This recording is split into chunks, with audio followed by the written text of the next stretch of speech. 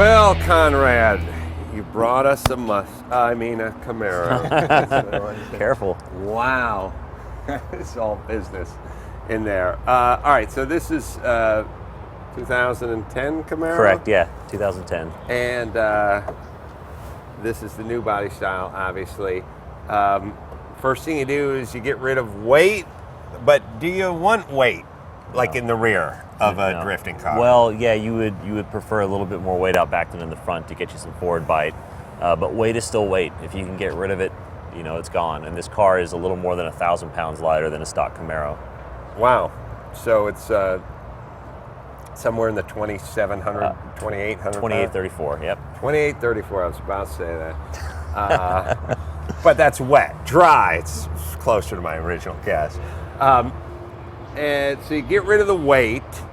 What do you do rear end wise on a drift car? So it's just You want it really soft in the rear. So we go really low tire pressures, really soft. If you were to road race this car, it'd understeer really, really bad.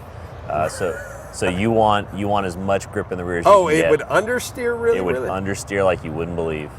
You think it would be just the opposite with a drifting car? You want the car to actually have forward bite. So if you have a car that's loose, you're spending too much time kind of sliding sideways and not going forward. Whereas these are set up almost like a drag car that goes sideways. You know, you get on the gas and the back end really squats and propels the car forward quickly. So. And then what do you do for the actual rear end? We run a OS Geiken 1.5 way LSD, which means it basically locks on acceleration and then opens up on deceleration. So it gives you pretty good controllability. So. And would you gear it differently on well, I was going to say for different tracks, but your tracks are all kind of in the same neighborhood. No, there's two tracks, Irwindale and Seattle, that are a lot different from the other tracks because they're half-mile banked ovals. So we do play with the gear ratios, mainly actually in the transmission as opposed to the rear end. We would start to run out of wheel speed because even with the 345, there's a lot of tracks we're in high gear, which is the 4-speed. You're spinning the wheels so much that you're running out of tachometer if you gear it that low. You got it. So car's doing 80, but the rear tires are doing 150, 140. Right.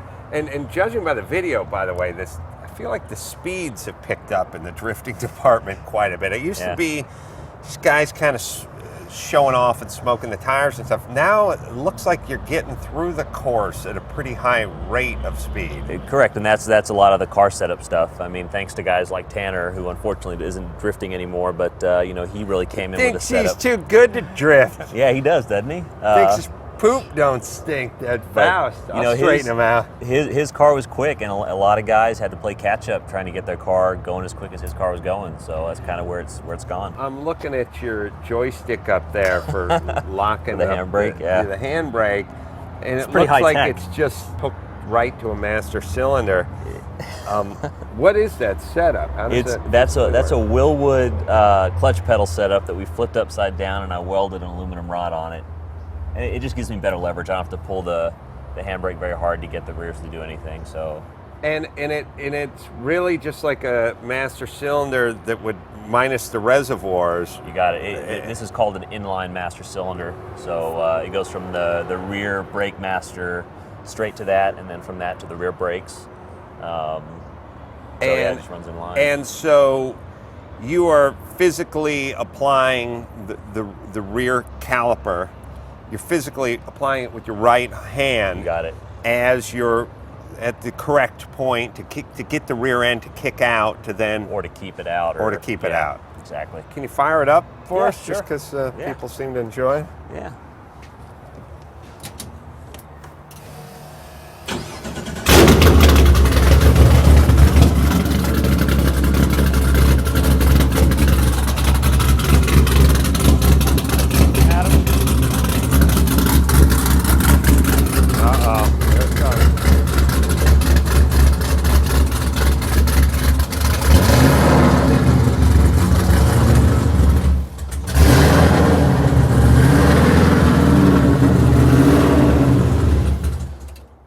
Coolest things about this car is the front steering angle. What? Yeah. The front steering wheel is going at least another 25, 30 degrees further. Very accurate. That's exactly what it is. Yeah, it's right at about 30 degrees more. So. Like you said, you were a scientist. No, I used to, when I was a carpenter, I used to work the chop saw all the time. So, you know, when you're doing crown molding or cove molding or base molding or shoe molding, you get the degree thing figured out all right. How do you get it to do that?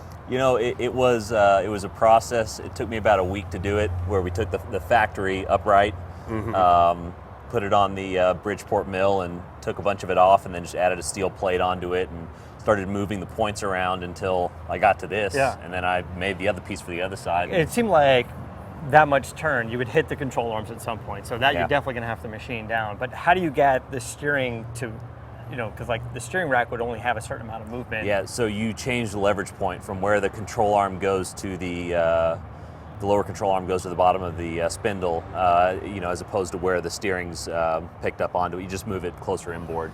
And this car has no Ackerman either, where both front tires turn at the same rate. So that one will be at 54 degrees, and the one on the other side will be the same. So. Well, I know this sounds foolish, and I know my wife's Jaguar's a lease, but as soon as I get home, I'm making this modification. I don't care. I'm so impressed. Yeah, it's only practical. I want that turning radius to be like 8 or 12 feet now. Park anywhere. Yeah. Conrad, why don't you give out your website? People want to come find you. It's ConradGrunewald.com. I also got a fan page on Facebook. Let's go here with it. And yeah, it'd be great if you guys would follow me. So we have the 427. It's aluminum block. All aluminum. Aluminum head. Notice you got your headers wrapped there for heat. Yep. Lots of cooling going on, because I imagine that would be important. This car's making about 780 horsepower? We did 734 on an engine dyno. I mean, you can go to like a chassis dyno, and you know, two dynos will give you two completely different numbers. But with an engine dyno, you know exactly what you're making. So we were 734. 734. And what kind of snowmobile does this battery come from? That is actually a lithium-ion battery from Braille. Weighs 8 pounds. 8 pounds. Coolest thing about it is it puts out about 13.5 volts all the time. So, and unlike your car battery, as it's dying, it kind of gets weaker and weaker. This thing will stay full blast until it's done. Until it's done. I like this for my race car. Yeah, application. it weighs nothing. It's kind of a pricey battery, though, if I remember correctly. A couple $1,000. Yeah. Whoa. Yeah. Going back to the snowmobile. Yeah. Wow, couple $1,000. Yeah, it's a pricey battery. Matt, go to work, man. Get Seriously. me a sponsorship, dude. Come on. Buy something on Amazon. Come shave on. 4 pounds off that Roadster with the leaf springs and the live rear axle and the frame. That's the difference. It's a second off your lap time. Yeah. A $2,000 battery. Well, Conrad, thank you so much for bringing Thanks this for having me out, Adam. I monstrosity appreciate out it. here, and come back Thanks so much. anytime. And invite us up to Moosehead, Canada, up there to do that Ferrari driving school. Now That would be awesome. That would be fun. We'll be the first two to wreck a Ferrari after that school. Don't tell us. Actually, you guys would be. So, never had a car crash yet. Thanks, Conrad. Thanks so much.